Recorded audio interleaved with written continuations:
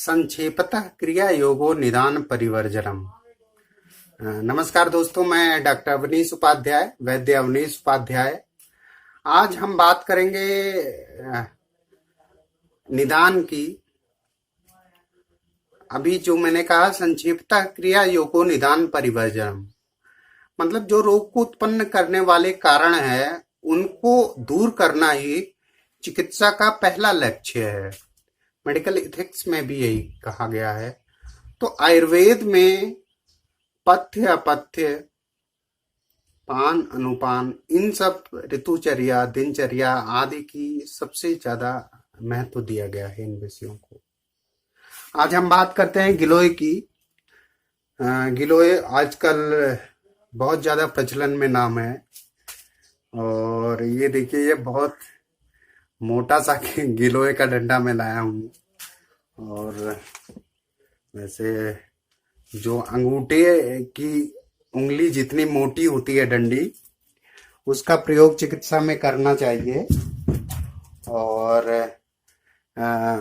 गिलोय की पहचान के विषय में भी मैं बताऊंगा। ये गिलोय की पत्ती है, पान के आकार जैसी होती है। तो सबसे पहले वैज्ञानिक नाम, इसके बॉटनिकल नेम की बात करें तो इसका बॉटनिकल नेम होता है टीनोस्पोरा कॉर्डिफोलिया। इसके साथ में दो स्पीसीज और हैं, टीनोस्पोरा साइनेंसिस और टीनोस्पोरा क्रिस्पा, जो सामान्य रूप से औषधि के रूप में भारत में प्रयोग किया जाता है और भी जगह प्रयोग किया जाता है। गिलोय तो एक बात मैं भूल गया, गिलोय को हमारी राष्ट्रीय औषधि के रूप में भी प्रचारित किया जा रहा है। और विश्वास है कि जल्दी ये राष्ट्रीय औषधि के रूप में डिक्लेयर हो जाएगी। तो मैंने 3 प्रकार के स्पीसीज की बात की। तो पहली स्पीसीज है टीनोस्पोरा कॉर्डिफोलिया। जो मैंने आपको दिखाया है वो अभी वही स्पीसीज है। और उस स्पीसीज का जो पत्ता होता है, लीफ जो होता है, वो पान के आकार का होता है। ये आप देख रहे हैं, पान के आकार का पत्ता है। और इसके सामने की तरफ से अगर आप देखेंगे तो थोड़ा रफ सरफेस होता है। और इसकी पत्तियों के पीछे का जो सरफेस होता है वो वेलवेट की फीलिंग जैसा होता है, वेलवेट जैसा होता है। और बहुत ज्यादा चिकित्सीय महत्व की बात है इसमें।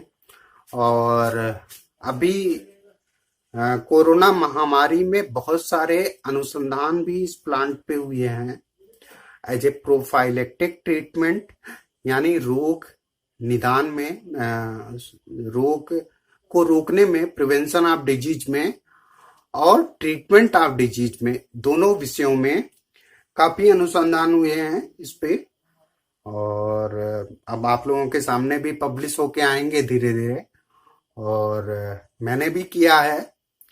और उत्तराखंड में बहुत सारी औषधियों पर कोविड में प्रोफाइलेक्टिक और एज ए ट्रीटमेंट उसको इन कोविड-19 पॉजिटिव केसेस पेशेंट में, जो उत्तराखंड सरकार द्वारा निर्मित आयुष रक्षा किट है। और आयुष रक्षा किट में आयुष रक्षा क्वाथ में भी गिलोय है। और गिलोय की एक टैबलेट भी, संसवनी बटी, जो गिलोय एक्सट्रैक्ट की टैबलेट है, उसको भी रखा गया है।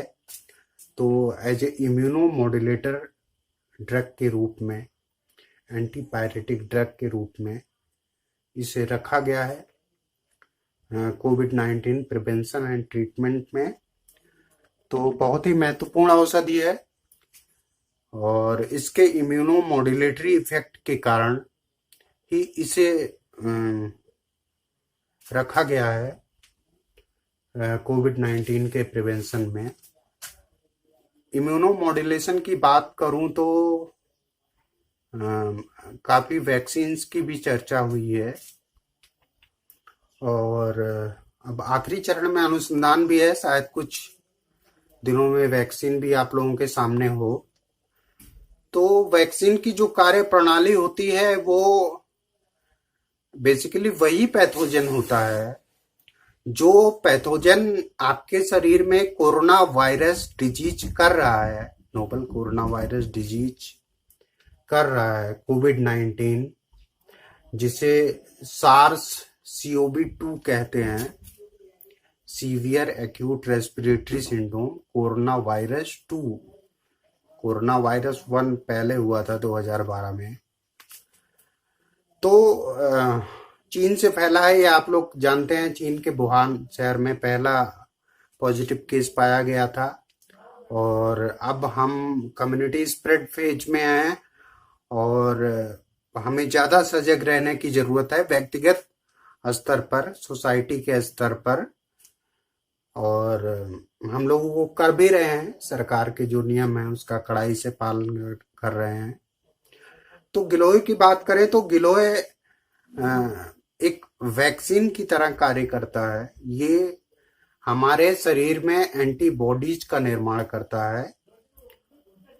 वही एंटीबॉडीज उस पैथोजन से लड़ने का काम करती हैं। मतलब हमारे शरीर में उस पैथोजन को पैथोजन से प्रभाव नहीं होता हमारे शरीर को, वो जो वैक्सीन की कार्य प्रणाली है।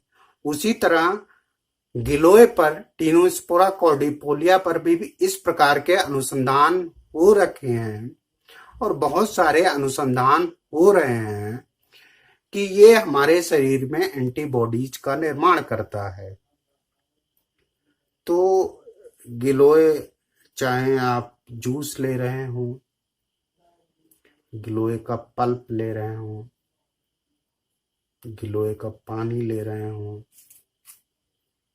गिलोय का सत्व ले रहे हो, गिलोय का टैबलेट है, एक्सट्रैक्ट है, बहुत सारे लिक्विड फॉर्म में भी ड्रग्स आती हैं जैसे अमृता रेस्ट आदि है। कोई भी अगर आप ले रहे हैं तो वो एक इम्यूनो मॉड्यूलेटर के रूप में कार्य करता है।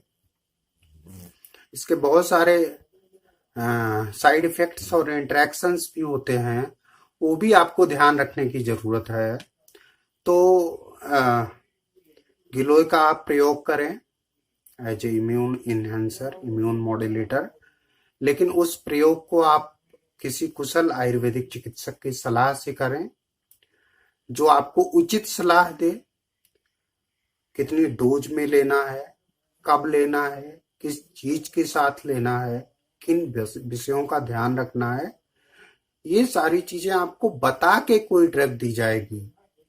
तो मेरा यही निवेदन है कि आप इस चैनल को सब्सक्राइब करें और अन्य दोस्तों तक भी अपने पहुंचाएं और आपको यहाँ पे तथ्यपरक और सही बातें दी जाएंगी। और अब अगली वीडियो में मिलते हैं। धन्यवाद।